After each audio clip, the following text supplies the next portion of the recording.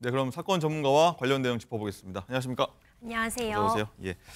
장가 기자, 좀 전에 김호중 씨 사건 리포트 봤는데 좀 비슷한 예전에 사건이 있었었던 그 주인공이 바로 트로트 가수 태진아 씨의 아들인 가수 이루 씨 사건이었는데 이루 씨가 공교롭게도 하필이면 이 시점에 활동 재개를 한다고 해서 논란이 되고 있어요. 네, 그렇습니다. 태진아 씨가 내일 신곡을 발표하는데요. 내일인가요? 네, 그렇습니다. 아들인 이루 씨가요. 작사, 작곡한 곡으로 내일 신곡을 발표를 한다고 합니다. 자, 이루 씨의 자세한 혐의는 임 변호사님이 이따가 설명을 해주시겠지만 네. 어쨌든 이루 씨가 지난 3월 징역형 집행유예 판결이 나오면서 실형을 면한 상태거든요. 그 후에 곧바로 전면에 나서서 활동을 재개하는 건 아니지만 아버지의 곡에 작사, 작곡을 하면서 간접적으로 연예계 활동에 기지개를 켜고 있는 모습입니다. 네. 자, 이루 씨 보면은 2022년이었던 것 같아요. 음주운전뿐만 아니라 운전자 바꿔치기, 굉장히 김호중 씨 사건하고 좀 비슷한데 이런 혐의들 보면은 김호중 씨 사건하고 뭐 아무래도 유사할 수밖에 없다. 이렇게 해석할 수가 없을 것 같아요. 그렇죠. 일단 음주라는 키워드가 공통적으로 들어가 있습니다. 네. 음주 범죄가요. 정말 나쁜 범죄라고 뽑히는 이유 중에 또 하나가요. 재범률이 굉장히 높습니다. 아, 그런가요? 그러니까 한 번 음주로 처벌을 받고도 또다시 음주 상태에서 운전자를 문제가 되는 경우 참 많은데 이루 씨도 사실 이와 유사한 케이스였습니다. 2022년도 9월에요. 운전자 바꿔치기 혐의를 받았습니다. 당시 이루 씨가 술에 취한 상태에서 운전을 하다 사고를 낸 것으로 추정이 되는 상황이었는데 동승자가 본인이 운전을 했다고 이루 씨 대신 운전을 했음을 밝히면서 일단락되는 듯 보였지만 추후에 이제 밝혀진 내용이 운전자 바꿔치기 혐의, 결국 범인 도피, 방조 혐의가 이루 씨에게 적용이 됐고 네. 김호중 씨 상황에서와 마찬가지로 이미 운전자 바꿔치기를 했기 때문에 단지 음주 측정이 이루어지지 못해 음주 혐의는 빠졌죠. 그런데 문제는요. 이 사건이 22년도 9월에 있었는데 이 사건 조사가 진행되는 와중에 불과 3개월이 지난 12월에 또다시 음주 혐의를 받게 네. 됩니다. 이 당시에는 먼저 두 가지가 있었는데 음주 상태에서 동승자에게 주차를 맡겨서 음주운전을 방조한 혐의가 있고요. 그 다음에는 본인이 직접 음주 굉장히 많이 한 상태에서 운전대를 받고 크게 사고를 냈습니다. 이 당시 혈중 알코올 농도가 0.75 정도여서 거의 면허 취소에 육박하는 그런 수준이었거든요. 이와 관련해서 이 두 가지에 대한 재판이 진행이 되었고 징역 6개월의 집행유예 1년, 벌금 10만 원을 선고받았는데 굉장히 짧은 기간에 음주를 반복했다는 이런 사정 때문에 아주 많은 비난의 여론이 일었었죠. 그렇군요. 어쨌든 좀 전에 리포트 봤지만 국회에서는 김호중 방지법이라고 해서 나온 시점에 나온 거라서 뭐 물론 많이 고려했을 수 있습니다. 이런 사회적 분위기에 따라서. 그래도 어쨌든 부적절하다 이런 인상을 좀 지울 수가 없네요. 그렇죠. 많은 국민들이 음주에 대해서 지금 경각심을 가지고 있고 절대 해서는 안 된다 이런 지점들에 지금 합의가 이루어져 있잖아요. 특히 김호중 씨 사건이 음주에 대해서 다시 한번 이런 관심을 불러일으키고 있는데 특히 김호중 씨 같은 경우 이번에 기소가 되면서 음주 혐의는 빠졌습니다. 어허. 어떤 뺑소니 부분이라던가 운전자 바꿔치기나 증거인멸 이런 부분은 포함이 됐지만 결국 음주 부분은 빠졌어요. 왜냐하면은 운전자 바꿔치기가 있었고 그 이후에 심지어 또다시 이제 편의점에서 술을 구입해서 음주를 하는 그런 정황들. 그러니까 우리가 이걸 술탁이라고 하는데 네. 일단 음주운전을 합니다. 그런데 발각이 되면 도망쳐요. 그 다음에 오히려 그 이후에 술을 마시면 편의점 같은 데 가서 술을 사 마시는 그렇죠. 그럼 나중에 검거가 되더라도 이게 내가 운전 당시에는 술을 마시지 않았다. 그 이후에 음주한 것이다. 이렇게 주장하는 것이 네. 말도 안 되지만 하나의 팁처럼 인터넷상에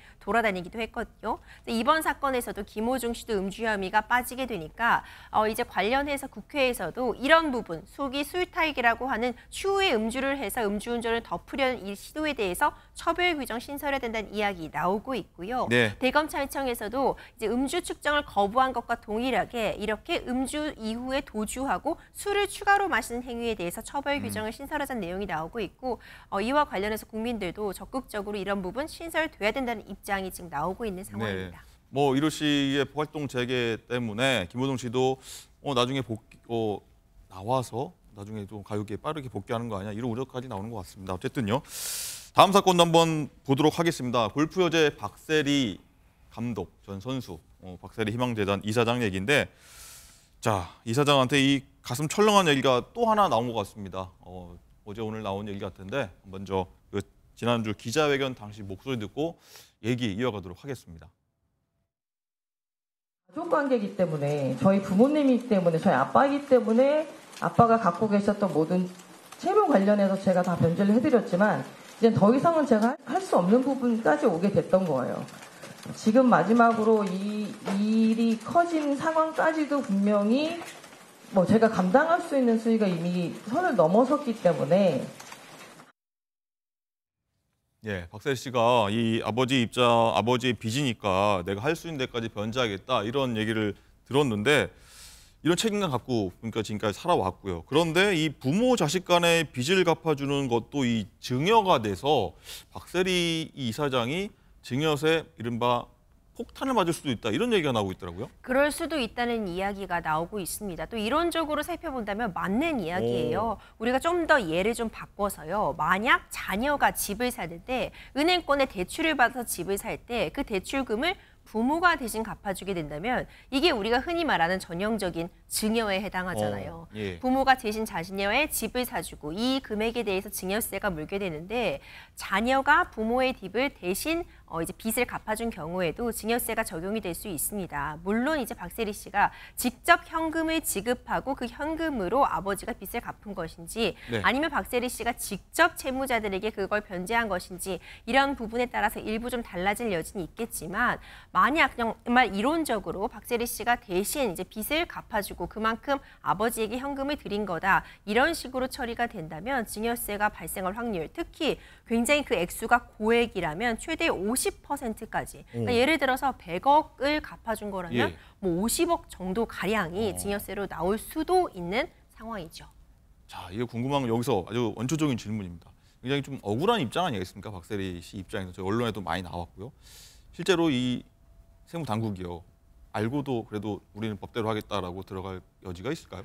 이게 사실요. 증여세라는 건요. 증여를 받은 사람이 내야 되는 세금입니다. 그렇기 때문에 현재까지도 박세리 씨가 내야 되는 돈은 아니에요. 이 역시도 박세리 씨의 아버지가 증여를 받았기 때문에 증여세를 내야 되는 입장인데 네. 지금 다른 것도 빚을 지고 있다는 그런 상황들이 전해지고 있으니만큼 변제에도 능력이 없을 거 아니에요.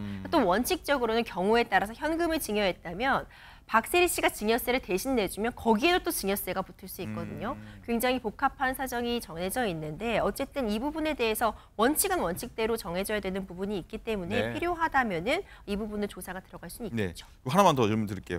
일단 그 대전집 관련해서 경매에 그렇죠. 넘어갔다가 뭐 다시 내가 아버지 지분을 사들여서 했다 뭐 이런 얘기가 있었는데 이 대전집도 그러면 증여에 해당되는 건가요? 아닌가요? 그러니까 이 부분을 박세리 씨가 잘 설명해 주신 것 같습니다. 예. 그러니까 이 집에 대해서도 원래 아버지와 5대5 지분이었는데 아버지의 지분 부분에 대해서 이제 채무자들이 있었고 이제 채권자들이 이에 대해서 압류를 하니까 박세리 씨가 이 빚을 대신 갚아주는 대신 아버지의 지분을 사온 거죠. 예. 그러니까 아버지로부터 지분을 사오고 그만큼의 금액을 아버지에게 드림으로써 그 돈으로 이제 빚을 해결했다. 이런 식으로 본인이 별도로 증여를 받았거나 빚을 안 갚기 위한 것이 아니라 정당한 거래로서 지분을 사왔다. 이렇게 밝힌 부분인데 네. 이 부분이 맞다면 사실 이 집 문제에 대해서는 해결이 된 것으로 보이나 여러 소송이 계속되고 있는 것으로 보아서 아버지 지분이 있을 당시에 굉장히 많은 그런 채무 관계가 존재했었다는 점은 충분히 우리가 이 점을 통해 유추가 가능해 보입니다. 알겠습니다.